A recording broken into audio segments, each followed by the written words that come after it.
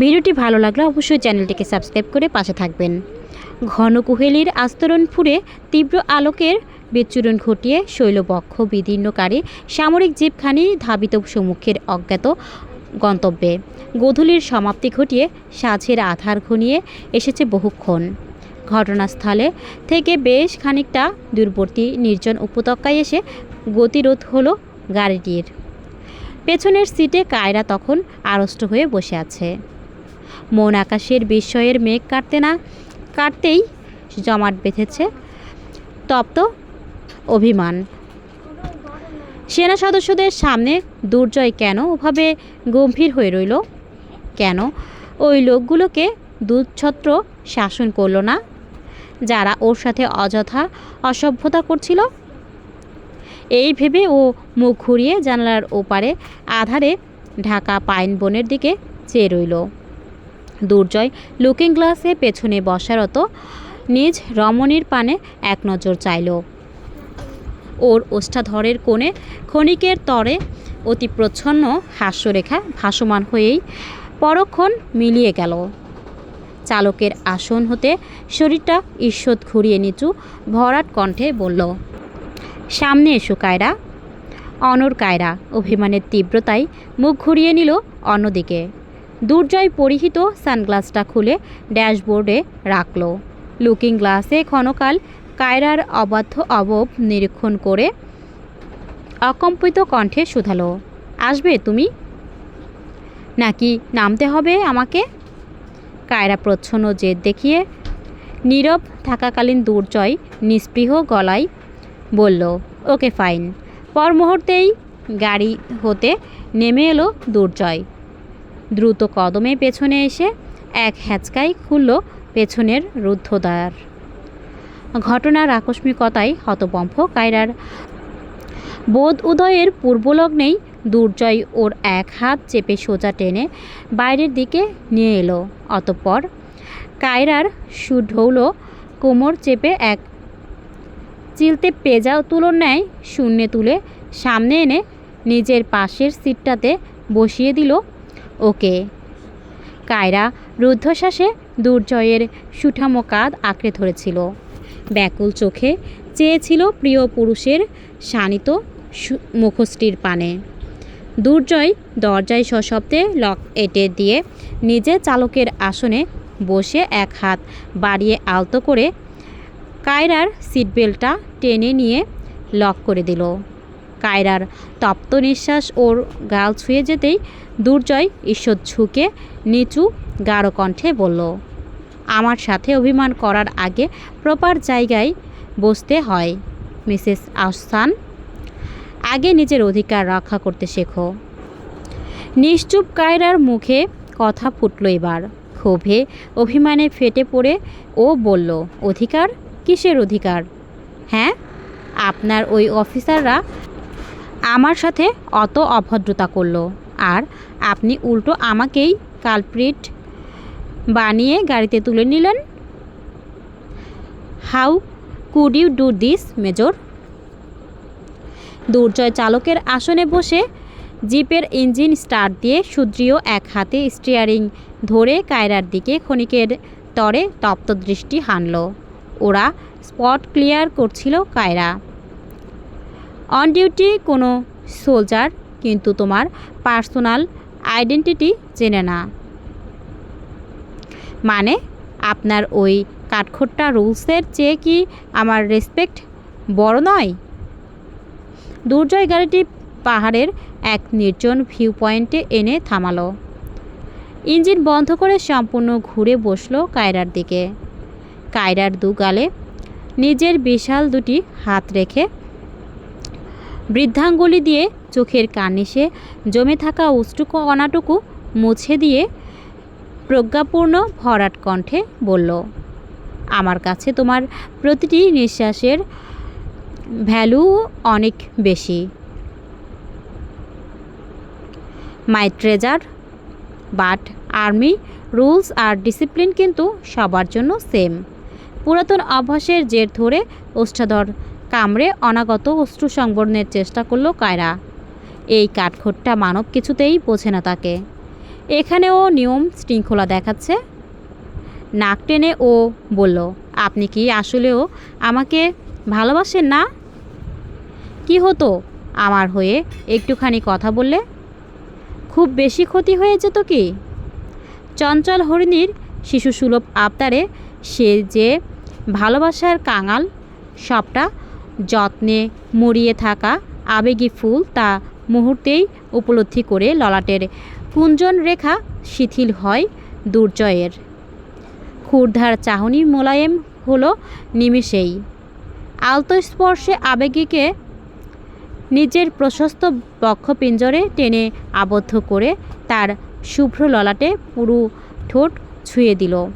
অতঃপর মাথার পেছনে আদুরে পরশ বুলাতে বুলাতে বলল, সরি, জীবনে প্রথমবার কাউকে বলছি, I am sorry my majesty. Please don't cry my love. বক্ষস্থলে কায়রার কান্নার তোড় দ্বিগুণ বেগ ধারণ করল এবার।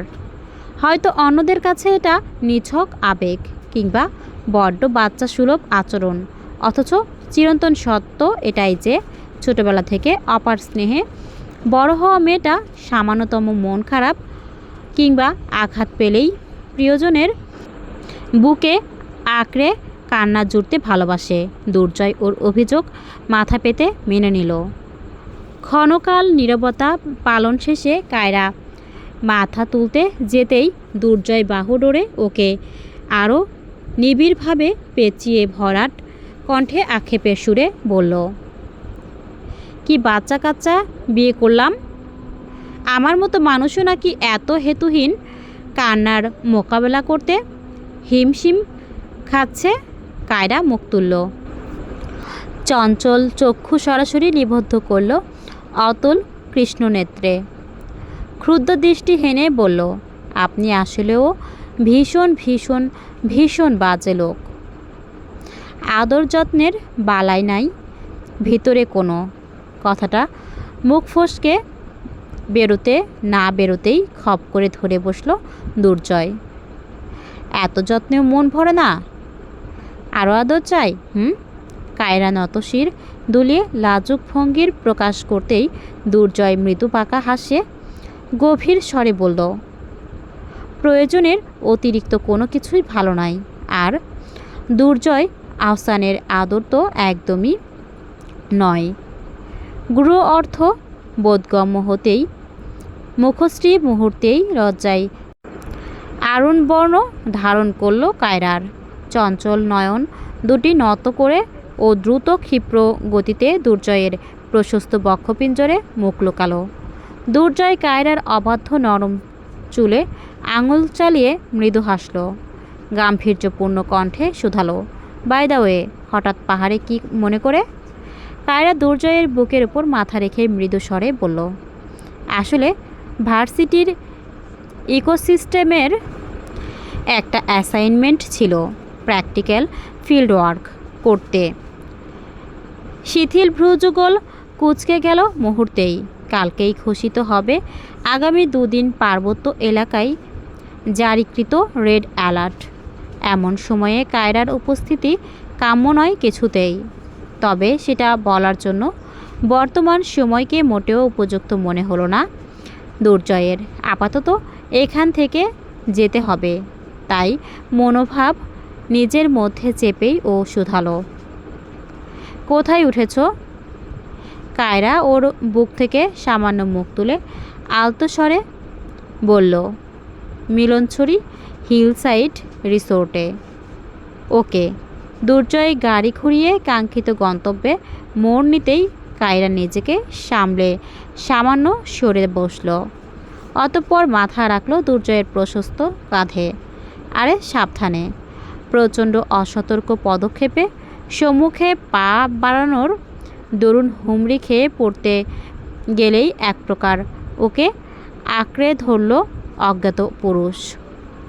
খিচে বন্ধ রাখা আখিদ্বয় পিটপিটিয়ে মেলতেই সম্মুখে দৃশ্যমান হলো বড্ড সুদর্শন পুরুষালী অবয়ব। নিজেকে সংযত করে পরক্ষণেই দূরে সরে এলো তুজা। সৌজন্যমূলক হেসে কৃতজ্ঞতার প্রকাশ করেই সরে আসতে চাইল, কিন্তু অপরপক্ষ এত দ্রুত ওকে ছাড়তে নারাজ যেন।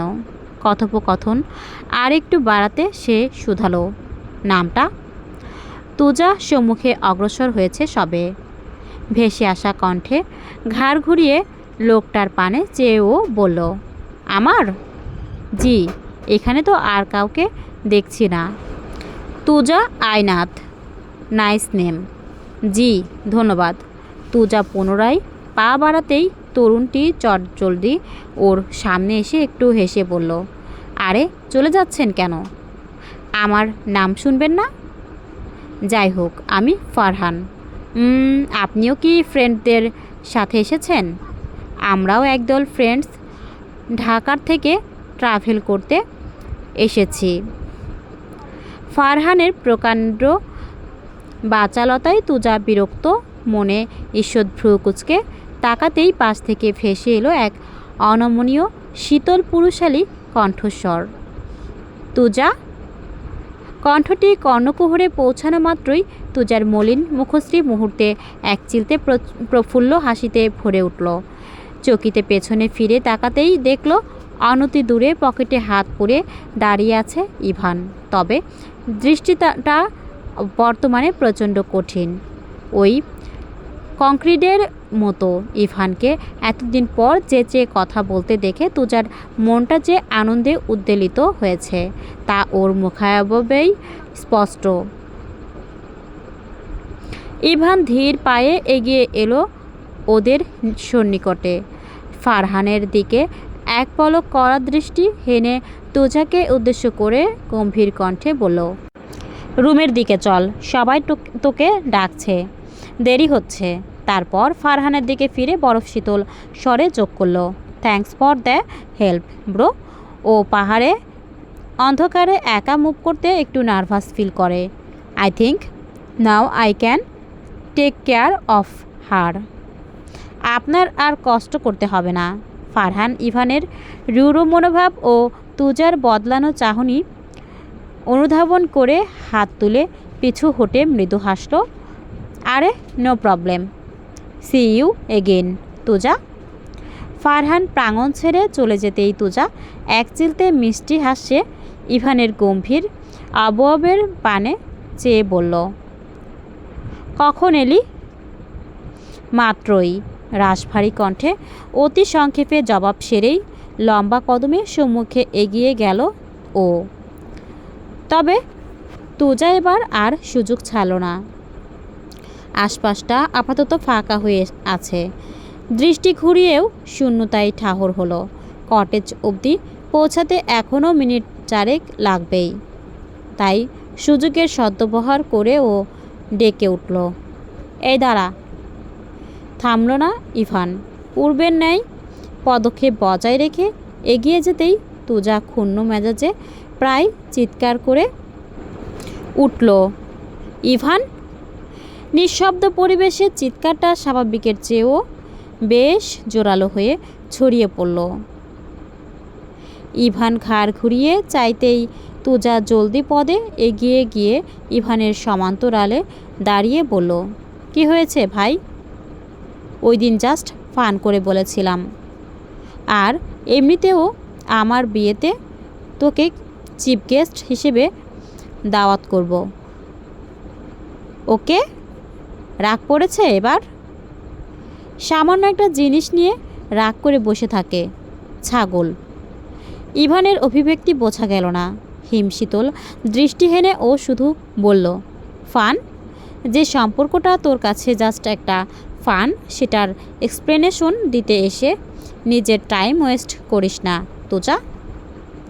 তুই কাকে চিফ গেস্ট করবি আর কার সাথে লাইফ সেটেল করবি, that's completely your choice, but don't expect me to play the same foolish role again. Please closed chapter. কথাটি শেষ করে ইভান আর এক মুহূর্ত দাঁড়ালো না। তুজাকে স্তব্ধ ও বাকরুদ্ধ করে রেখে লম্বা কদমে কটেজের অন্ধকারের দিকে মিলিয়ে গেল। গভীর নৈশ নিস্তব্ধতা গ্রাস করেছে সুয়ালোক সেনা ক্যাম্প প্রাঙ্গণ।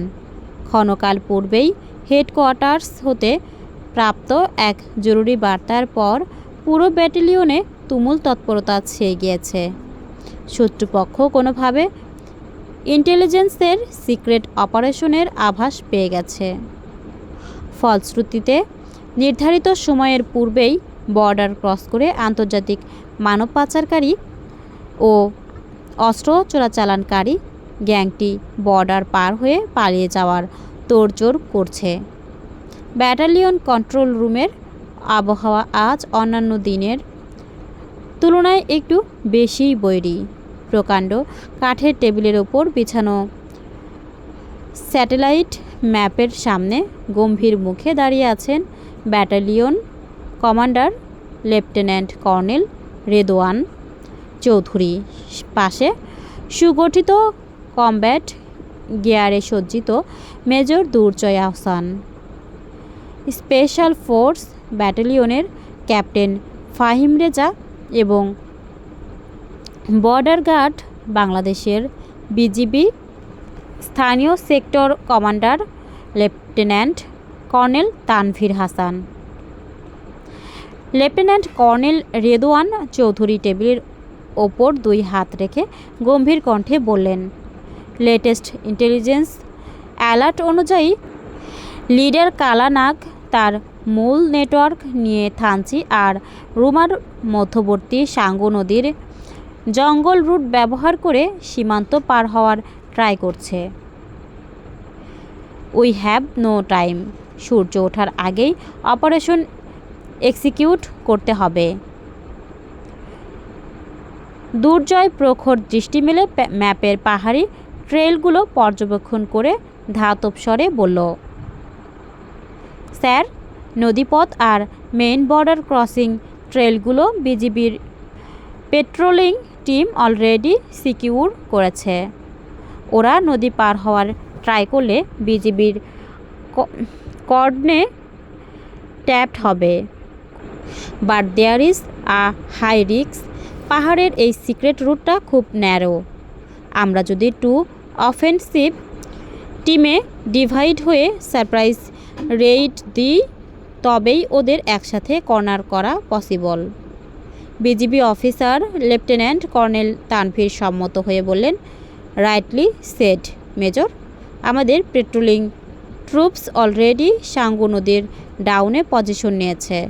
আপনারা নর্থ রুট দিয়ে পুশ করলে ওরা ব্যাকফুট হতে বাধ্য হবে। রেদওয়ান চৌধুরী দুর্জয়ের দিকে প্রখর ভরসার দৃষ্টিতে চাইলেন। অলরাইট। ক্যাপ্টেন ফাহিমের আন্ডারে alpha team Sangu river bank completely cordon করবে। আর মেজর দুর্জয়, তোমার লিডারশিপে ব্রাভো স্কোয়াড ডিরেক্ট হাইড আউটে অ্যাসল্ট চালাবে। No mercy. এভরি সিঙ্গেল টেরোরিস্টকে স্পট থেকে নিউট্রালাইজড বা কাস্টডিতে নিতে হবে। Is that clear? চিতার ন্যায় উপস্থিত সব অফিসার দৃঢ় ভঙ্গিতে স্যালুট ঠুকে সমস্বরে গর্জে উঠল। S sir. দুর্জয় কমব্যাট হেলমেটটা হাতে নিয়ে অধস্তনদের দিকে ফিরে আদেশের সুরে বলল, team, check your arms and practical gears. Radio silence maintain হবে।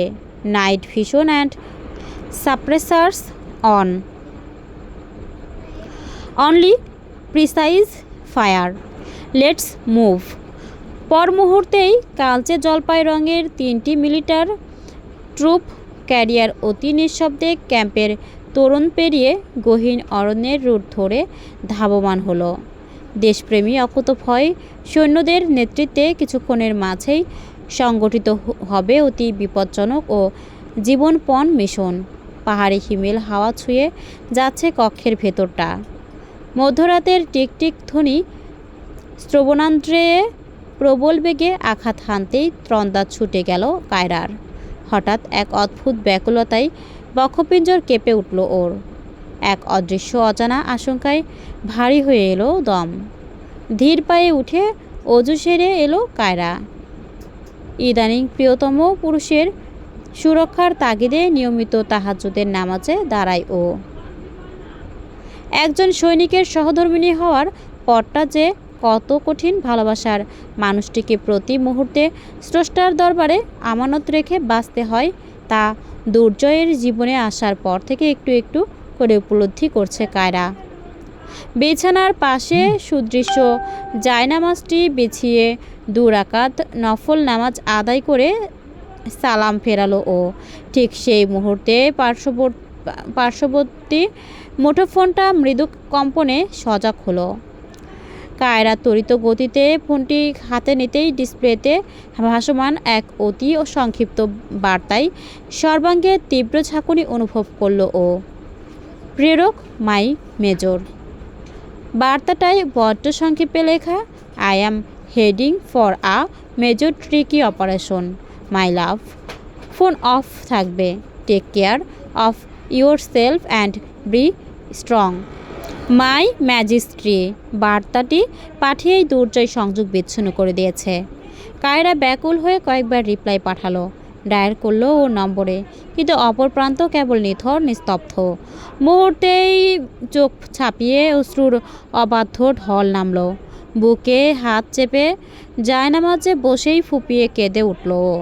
মনের সমস্ত ব্যাকুলতা, সমস্ত ভয় উগড়ে দিয়ে 2 হাত তুলে মোনাজাতে হাত বাড়ালো স্রষ্টার দরবারে। ইয়া আল্লাহ, আমার মানুষটাকে আপনি সহি সালামতে আমার কাছে ফিরিয়ে দিয়েন, ওনার কোনো ক্ষতি হতে দিয়েন না। আপনার পাপিষ্ঠা বান্দিটাকে আবার তার ভালোবাসার মানুষটার বুকে মাথা রেখে ঘুমাতে দিয়েন। অপর প্রান্তে কালচে জলপাই রঙের মিলিটারি ট্রুপ ক্যারিয়ারটি গহীন পাহাড়ের বুক চিরে প্রকাণ্ড গতিতে ধাবমান। রাতের আধারে গাড়ির ভেতর কেবল নাইট ভীষণ চশমা আর অস্ত্রশস্ত্রের ধাতব শব্দ। ফোনটা পকেটে পুরে সিটে মাথা এলিয়ে দিল দুর্জয়। চক্ষু কার্নিশে ভেসে উঠল শুভ্র চঞ্চল মুখখানি। সেই সকাতর আকুতি আর ব্যাকুল চোখের জল। চেনা অচেনা সহস্র সামরিক অভিযানের মুখোমুখি হয়েছে ও, কিন্তু আজকের রাতটা বড্ড ভিন্ন।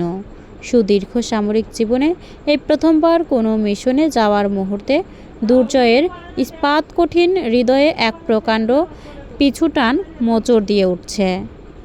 হয়তো আজকের অপারেশনটি বড্ড বিপজ্জনক, রক্তক্ষয়ী হতে চলেছে। হয়তো এটাই কায়রার সাথে ওর শেষ যোগাযোগ। অস্ফুটে এক দীর্ঘশ্বাস ছেড়ে চোখ দুটি বুঝল অকুতোভয় সেনাপতি।